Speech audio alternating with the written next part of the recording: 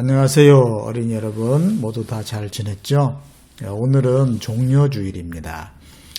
말씀의 제목을 열매 없는 무화과나무다 이렇게 정해보았습니다. 한번 따라서 해볼까요? 열매 없는 무화과나무. 먼저 말씀을 같이 읽겠습니다. 마가복음 11장 12절. 이튿날 그들이 베다니를 떠나갈 때에 예수께서는 시장하셨다. 멀리서 잎이 무성한 무화과 나무를 보시고 혹시 그 나무에 열매가 있을까 하여 가까이 가서 보셨는데 잎사귀 밖에는 아무것도 없었다. 무화과의 철이 아니었기 때문이다. 예수께서 그 나무에게 말씀하셨다. 이제부터 영원히 내게서 열매를 따먹을 사람이 없을 것이다. 제자들이 예수께서 말씀하시는 것을 들었다. 네, 오늘은 종려주일입니다. 종려주일은 예수님께서 예루살렘에 들어가실 때 나귀를 타고 그렇게 들어가신 것을 기념하는 날입니다. 그때 사람들이 나와서 예수님을 환영을 했는데 감람나무, 올리브나무죠. 그걸 종려나무라고 하는데 그것을 이렇게 흔들면서 예수님을 맞이했기 때문에 그래서 종려주일이다 이렇게 이제 말을 하고 있습니다. 예수님이 막 말을 타고 무장을 하고 군인들하고 같이 들어갔으면은 평화의 왕이 아니죠. 그러나 예수님은 이렇게 나귀를 타시고 평화의 왕으로 오셨습니다. 그런데 예수님께서 이제 예루살렘에 한 일주일 정도 계셨는데 십자가에서 돌아가시기 전에 며칠간을 이제 예루살렘에서 보내셨어요. 그런데 어느 날 예수님께서 이제 길을 가시는데 무화과 나무가 있었다고 해요. 그래서 무화과 나무를 살펴보았는데 아무 열매가 없었던 거예요.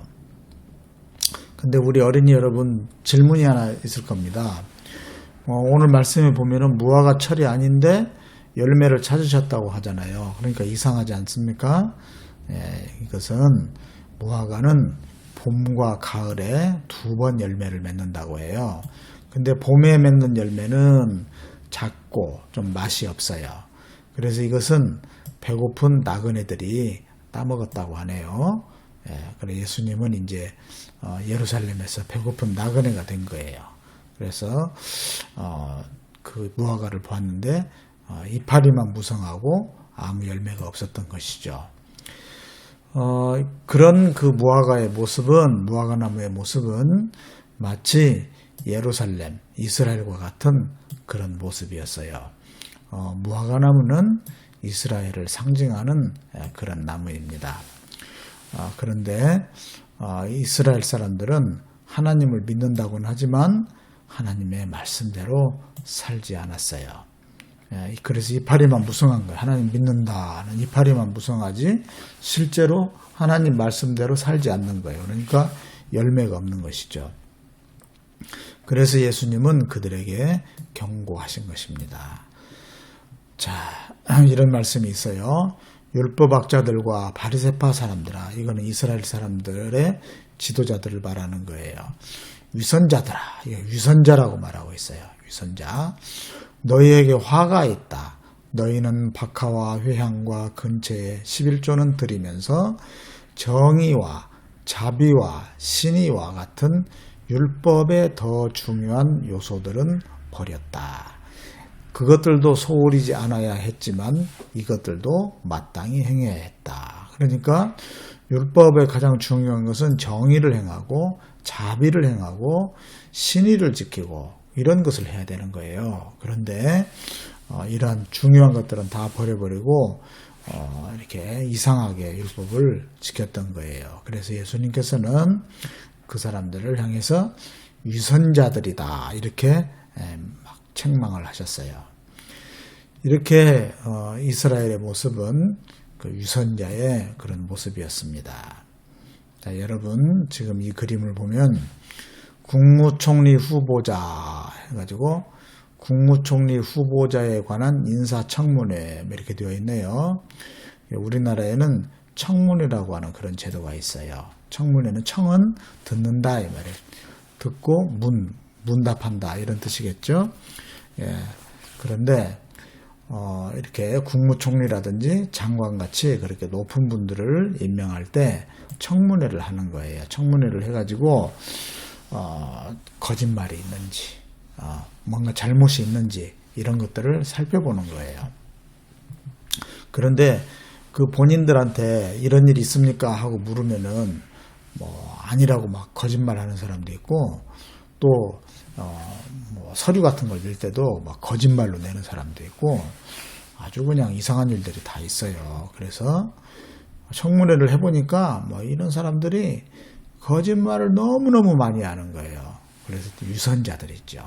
겉으로는 착한 척 하는데 속은 새카맣게 거짓말쟁이들인 거예요. 이런 사람이 바로 열매 없는 무화과 같은 그런 위선자들입니다. 지금도 이스라엘은 열매 없는 그런 무화과 같아요. 지금 팔레스타인에 대해서 너무나 무자비하게 공격을 합니다. 정말 너무너무 끔찍해요. 그래서 어린아이들이 다치고 많은 사람들이 죽고 지금 그런 불쌍한 일들이 비참한 일들이 일어나고 있어요. 근데 이스라엘은 구약성서를 가진 나라잖아요. 그런데 도저히 구약성서를 가진 그런 나라가 같지 않아요. 여러분, 구약성서는 무엇을 가르치나요? 구약성서는 한번 따라서 해보세요. 하나님을 사랑하고 이웃을 사랑하라. 예, 늘 목사님이 우리 어린이들한테 이제 그냥 귀에 완전히 딱지가 귀에 못이 박혔을 거예요. 경천애인, 하늘을 공경하고 사람을 사랑하라. 이게 구약성서의 가르침의 핵심이에요. 신약성서도 마찬가지예요.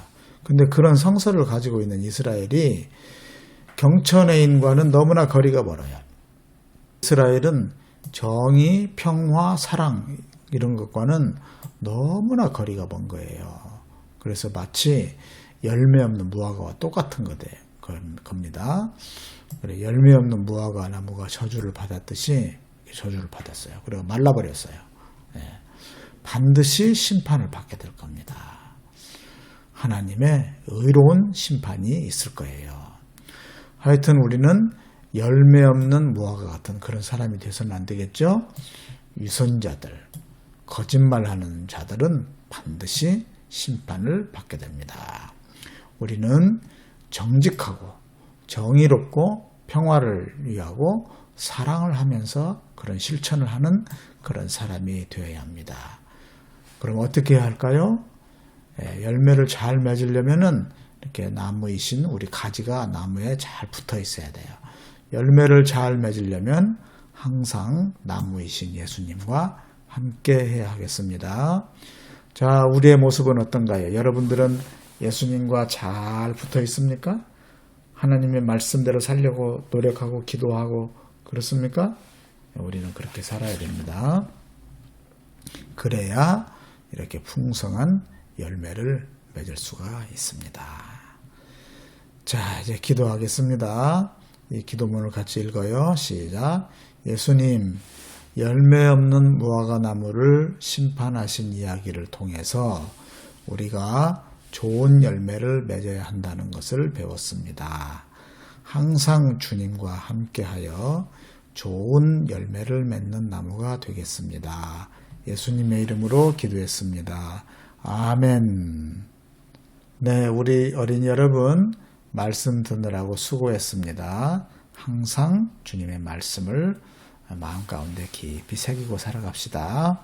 자, 그럼 다음 주에 또 만나겠습니다. 안녕.